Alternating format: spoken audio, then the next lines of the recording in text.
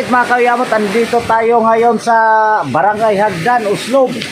Andito tayo ngayon, kung hindi pa kayo nakakita ng balon na nasa tabing dagat mismo, ayan. Tapos ito mga kayamot yung balon. Yung balon na ito mga kayamot, hindi maalat, matabang. Nung panahon pa ayon sa ni Uncle Ramel, nung panahon pa ito ng hapon, ginawa ang balon na to.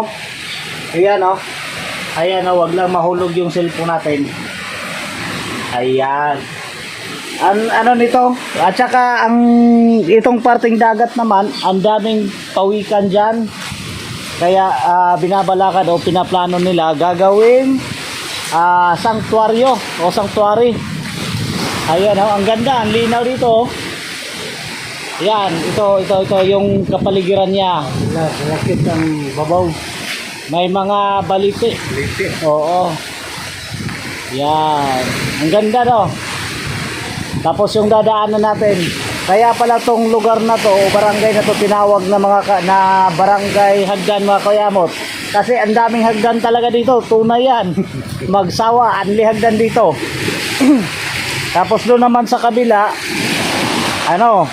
mga unggoy naman. Ang dami doon ng unggoy.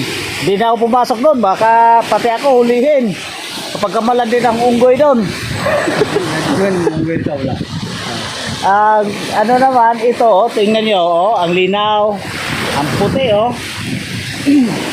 sa mga mga kayamot, sa mga subscribers and viewers natin dyan, pwede tayong dumayo dito. Ang ganda. Wala to, di natin tumahanap sa ibang lugar, only lang dito lang talaga sa lugar na to, sa Barangay Hagdan ng Bayan ng Uslob. Ayan, at saka makikita natin dito sa Uslob yung mga sinauna pang panahon pa ng Kastila na mga building, nandito pa rin, hindi nila ginalaw, nasira na, iningatan pa rin nila. Ito yan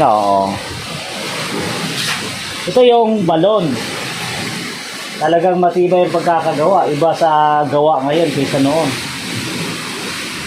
Ayan Alright mga kayamot, update natin pag magawa na to.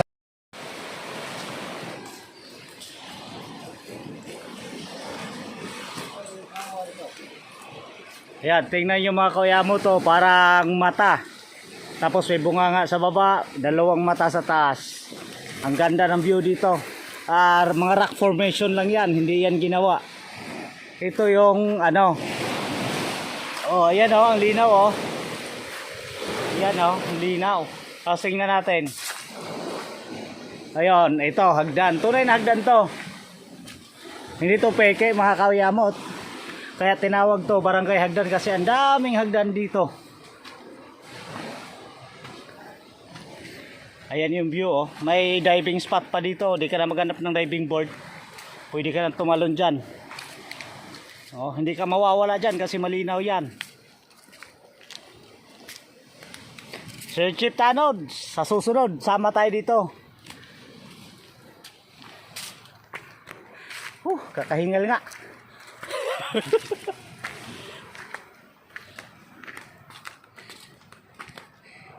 Kasi Uncle Ramel, ito yung dito, Prince Charming na tourist guide.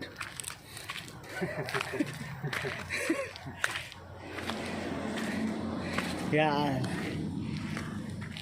Kakahinga. Okay mga kayamot, balikan natin pag ma-develop na to.